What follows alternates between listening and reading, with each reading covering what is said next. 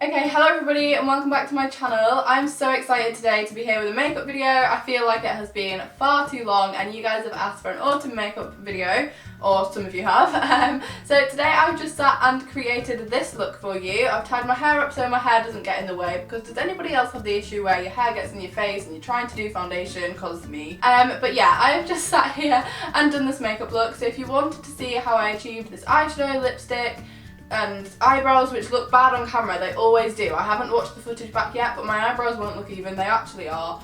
It's just, they don't look right on camera, but anyway, it's fine. But I'm going to zoom you in and let's get on with the video. Okay, so the first thing I'm going to do is take a primer, because that's essential to keeping your makeup on, especially in autumn. Don't know why, but just especially in autumn and all the other seasons. Okay. Once I've rubbed this into all the areas where I get shiny, which is, you know, most of my face, I then move on to foundation. And at the moment I'm alternating between two, because I still have a bit of a tan from when I went to America, but I'm not that tanned anymore. So I'm using a mixture of the Rimmel Clean Finish, which is in a darker shade by like 4.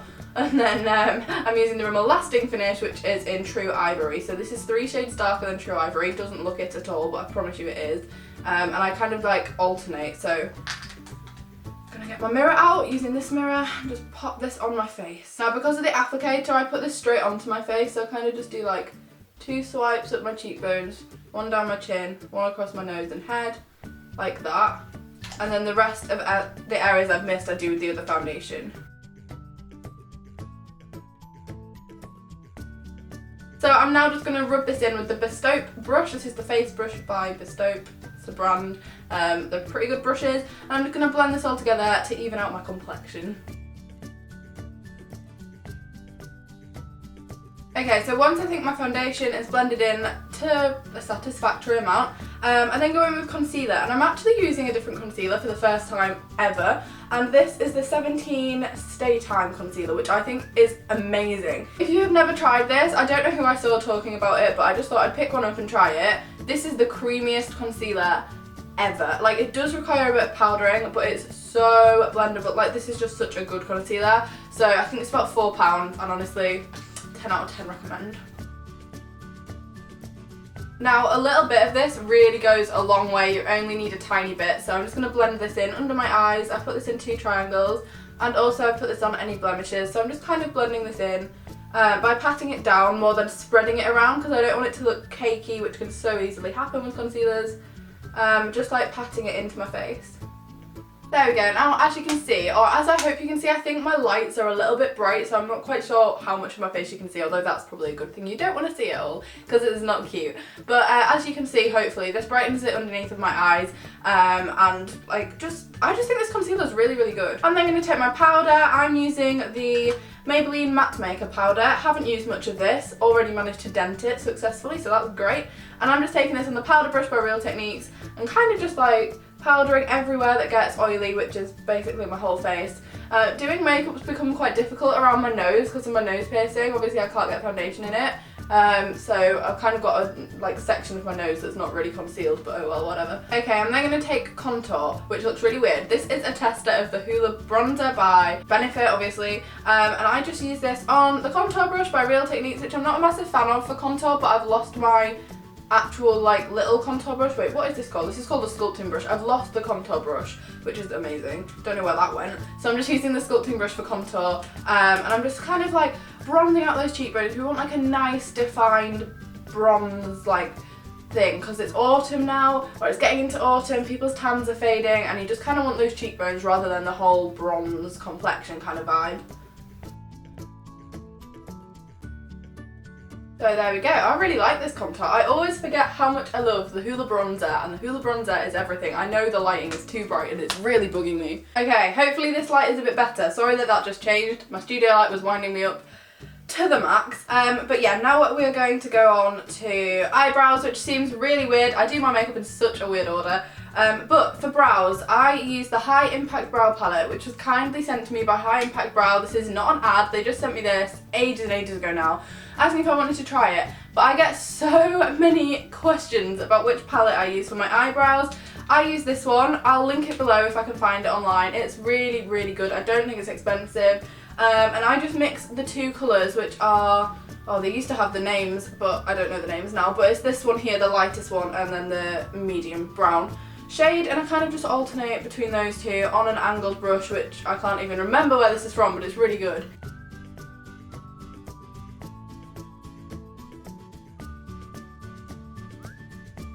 So I tend to get them to about this stage and they look really uneven, but I then even them out with this brow gel, which is from Collection, and I kind of just like even them out. You've seen me do this before.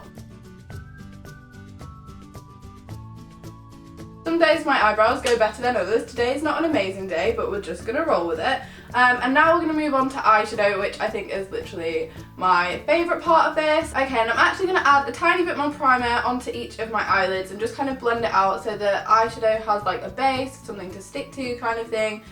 Because I do tend to get really oily, as I've said so many times. But I'm then taking this not duo, is that what you call it when there's two? Duo?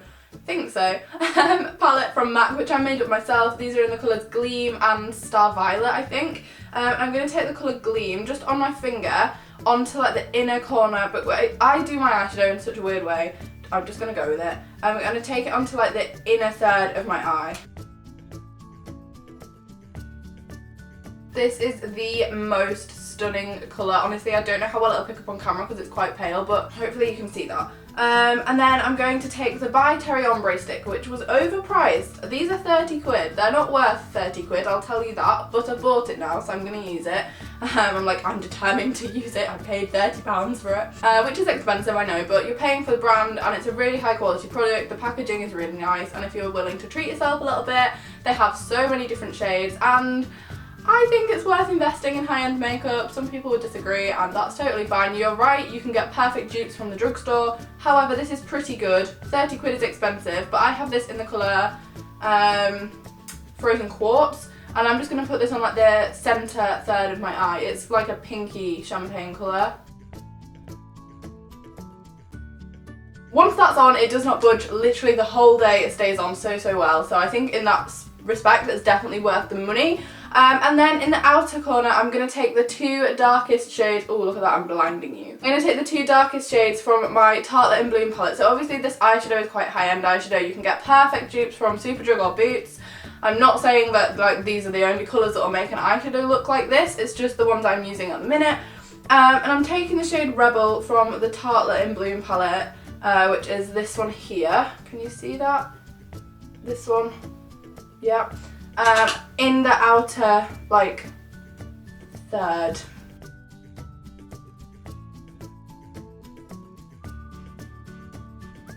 And then for the inner corner, I'm using the shade Funny Girl, which is this gorgeous shade from the bottom of the Tartelette in Bloom palette. Honestly, this is the best inner corner highlight I have ever used and will ever use. I love it so much. And I'm just putting that literally right in the inner corner, so not over the original MAC makeup, just right in the inner corner. And this just makes your eyes really pop.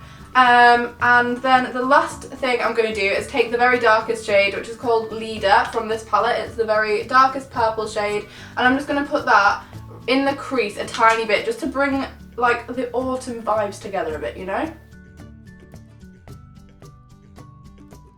So as well as using that to darken the eyeshadow up a little bit, I'm also going to take it on the smaller side of this Urban Decay brush and bring it under my eyes to darken up your under eye a little bit and make it feel festive. Is that, can you have festive eyeshadow? This is not festive, but autumnal. I'm going with those kind of vibes. And I'm just going to take this under my eye a little bit on my waterline, which I think brings this eyeshadow together really nicely. And then it's time for eyeliner. So at the moment I'm using my Kat Von D tattoo liner. Originally I said I didn't like this. This has definitely grown on me. You know, sometimes you have to test a product out a little bit before you can give a judgment.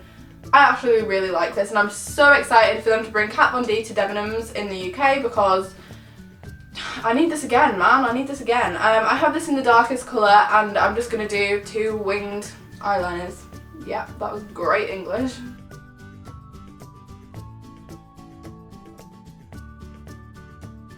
So once I reckon I've got my winged eyeliner even, I just leave it because trying to correct them just makes it worse. If they're nearly even, that's fine. More often than not, you can't see it anyway by the time you put your mascara on. And for mascara, I'm using the Maybelline Lash Sensational, which comes as no surprise to any of you, I'm sure, although it's been a while since I've done a makeup look. So maybe it is a surprise, I don't know, but I'm using this mascara on my top and bottom lashes.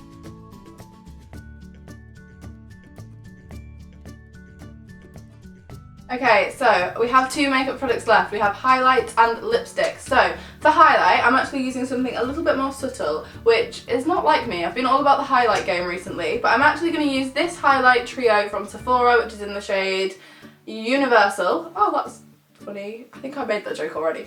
Anyway, yeah, I'm going to use this, and I just kind of swirl all three colours together on this Real Techniques setting brush. Tap off the excess, which is a lot, and quite, like, I really go for it on my cheeks because this isn't like a really intense highlight, so I do put on quite a lot on my cheekbones, just so you can really see that glow, because it's not the same kind of formula as the Revolution one, which is what I usually use. It just makes a really nice, like, glossy autumnal kind of vibe, which I love. I don't know if you can see that, highlight sometimes doesn't pick up, but I'm also going to run this down the bridge of my nose, just like this, and also on the tip of my nose, and down onto my cupid's bow a little bit as well. Although this cheek does not look to have as much on, but I don't know if that's just the way the light is facing. I hope you can see that. I hope you can. I'm just going to blend it into the contour a little bit. I think it looks really nice when contour and highlight are like on fleek. So that brings us to the last thing, which is lipstick. And this is the first time I've worn an autumnal lip so far this season. I'm going for my trusty Rimmel 09. I always thought it was 60, turns out it's number 9. It's this dark pink, purple, red undertoned lipstick. I wear this every single September, I always have done, and it just wouldn't be an autumn makeup look without this lip shade really, but I haven't worn it yet so far this season, so I'm quite scared. I do tend to just go in without a lip liner because I'm not a lip liner fan. Obviously if you are a lip liner fan and you're following this, then you could use a lip liner. So this is the finished look with the lipstick as well. Obviously the lipstick's still quite bright, it's not one of the really dark, intense purples, but it is only September. That's kind of more for October, and the weather in England is actually still really warm, so this makeup look is still a little bit ahead of time, but I thought I'd film it anyway because I'm just so excited for autumn, and I love autumn on YouTube, so this is probably my first autumn video, so I'm very excited about that. If you have enjoyed watching me sit and do this makeup look, be sure to give the video a thumbs up and subscribe down below if you're not already, because that would mean the world.